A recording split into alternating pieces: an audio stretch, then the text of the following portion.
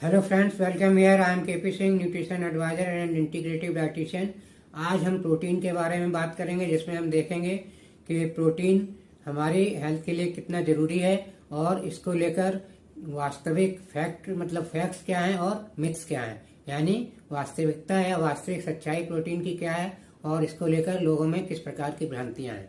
तो देखा जाए तो प्रोटीन हमारी बॉडी के लिए एक बेसिक बिल्डिंग ब्लॉक का काम करता है और ये एक फाउंडेशन न्यूट्रिएंट है जो रिक्वायर्ड होता है ग्रोथ, डेवलपमेंट और बहुत सारे रिपेयर वर्क के लिए हमारी बॉडी में। और इसकी अवेयरनेस की जहाँ तक बात है तो अभी recently Indian market research bureau ने एक सर्वे किया था, जिससे पता चला कि 80% इंडियन में प्रोटीन की कमी पाई गई। तो इस तरह देखा जाए तो अवेयरनेस की भी कमी है हमारे यहाँ। तो और दूसरे एक सर्वे में पाया गया है कि ज़्यादातर लोगों को ये तो पता है प्रोटीन हेल्थ के लिए अच्छा होता है, लेकिन 90% से ज़्यादा लोगों को यह नहीं पता कि कितनी क्वांटिटी हमें प्रोटीन डेली डाइट में चाहिए। तो इस सिलसिले में अगर बात करें तो Indian council of medical research यानी कि ICMR का रिकमेंडेशन है कि एक एवरेज एडल्ट के लिए 1 ग्राम प्रोटीन पर केजी बॉडी वेट आवश्यक है पर डे, और एक चाइल्ड या जो ग्रोइंग बच्चे हैं उनके लिए 1.5 ग्राम पर केजी बॉडी वेट प्रोटीन आवश्यक होता है, और जो प्रेग्नेंट वुमेन है उनको 2 ग्राम पर केजी बॉडी वेट प्रोटीन लेना चाहिए। तो इस तरह से देखें, अगर हम इस क्वांटिटी को देखें तो हम पाएंगे कि ज़्यादातर लोग इतना क्वांटिटी अपनी डाइट में मेंटेन नहीं कर पाते हैं, क्योंकि हम जो भरपेट खाना खाते हैं उसमें प्रोटीन वाली डाइट इतनी नहीं होती कि जो हमें पूरा प्रोटीन दे सके। तो इसके लिए हमें डाइटरी सप्लीमेंट का सहारा लेना चाहिए अगर हमें लाइफ स्टाइल के चैलेंजेस को फेस करना है, जो कि आजकल बहुत ज़्यादा बढ़े हुए हैं। तो ये तो जनरल अवेयरनेस की बात हो गई। अब कुछ और फैक्ट्स जो बायोलॉजिकल फैक्ट्स हैं प्रोटीन के, उनको भी देख लेते हैं। तो बायोलॉजिकल फैक्ट क्या है?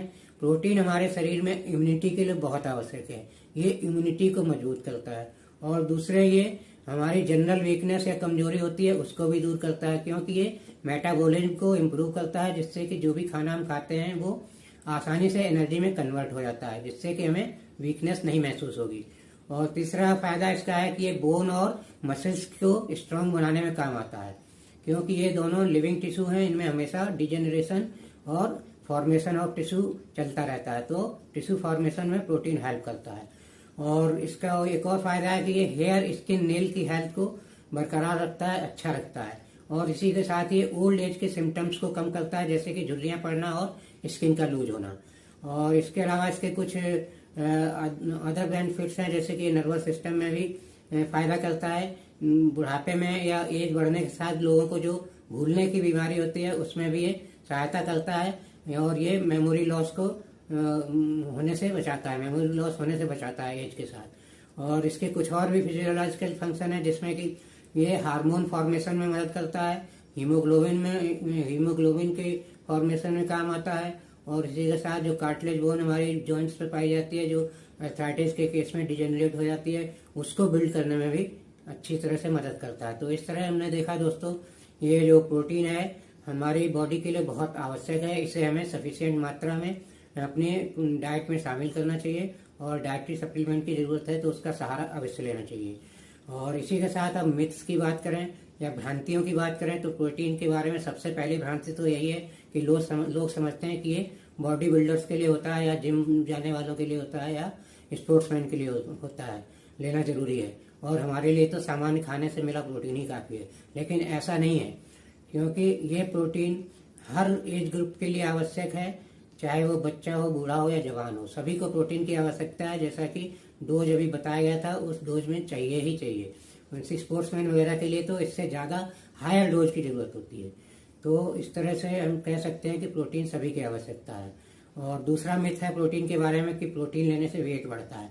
ये भी बिल्कुल गलत है। प्रोटीन लेने से वेट बिल्कुल नहीं बढ़ता है, बल्कि प्रोटीन वेट लॉस में और ओबेसिटी को कंट्रोल करने में मदद करता है, क्योंकि प्रोटीन एक हमें फुलनेस की फीलिंग देता है, जिससे हम ओवर ईटिंग से बचते हैं। और दूसरा, प्रोटीन हमारी, जैसा कि पहले ही बताया, मेटाबॉलिज्म को इनहेंस करता है, जिससे जो भी हम फूड लेते हैं वो फूड हमारा एनर्जी में आसानी से कन्वर्ट हो जाता है, और फैट वगैरह के रूप में स्टोर नहीं होता है।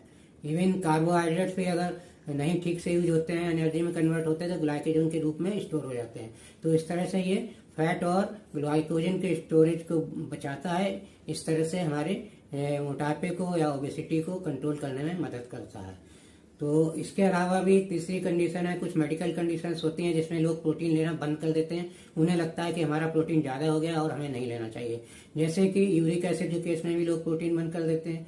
यूरिक एसिड के केस में प्रोटीन बंद नहीं करना चाहिए, क्योंकि यूरिक एसिड के एक सामान्य समस्या है। इसे बहुत आसानी से कंट्रोल किया जा सकता है और ठीक किया जा सकता है। लेकिन इसकी वजह से अगर आपने प्रोटीन डेफिशिएंसी क्रिएट कर ली बॉडी में, तो ये बहुत ज़्यादा आगे नुकसान पहुंचा सकती है। आपकी बहुत सारी बीमारियां इससे हो सकती हैं।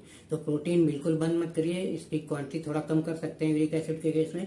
लेकिन मैं तो सजेस्ट करूंगा कि अगर प्रोटीन आपका प्यूरिन फ्री है, मतलब जो यूरिक एसिड में है वो प्यूरिन जो प्रोटीन में पाया जाता है वही नुकसान करता है। ये प्यूरिन नॉन वेज प्रोटीन में ज़्यादा पाया जाता है।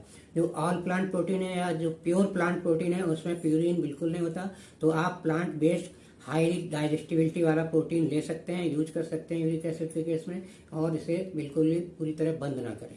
और दूसरी मेडिकल कंडीशन है, यूरिन में आपके प्रोटीन पास होने लगता है तो लोग सोचते हैं हमारे शरीर में प्रोटीन की अधिकता हो गई है। ऐसा बिल्कुल नहीं है। अधिकता के कारण प्रोटीन नहीं पास हो रहा है, वो आपकी कोई मेडिकल कंडीशन हो सकती है, आपकी किडनी में कुछ प्रॉब्लम हो सकती है या अन्य कोई बीमारी हो सकती है जिसके कारण प्रोटीन पास हो रहा है। उसका इलाज करिए और चेकअप कराइए।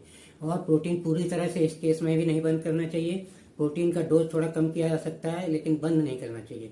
और इस वजह में ये हम सजेस्ट करेंगे कि pure plant protein highest digestibility वाला ही लेना चाहिए, जिसमें आपका न्यूक्लियाइड प्रोटीन बेस्ट है, जिसकी डाइजेस्टिबिलिटी हाईएस्ट स्कोर है इसका। और ये प्योर प्लांट प्रोटीन है, इसमें ना कोई शुगर है ना कोई प्यूरिन है।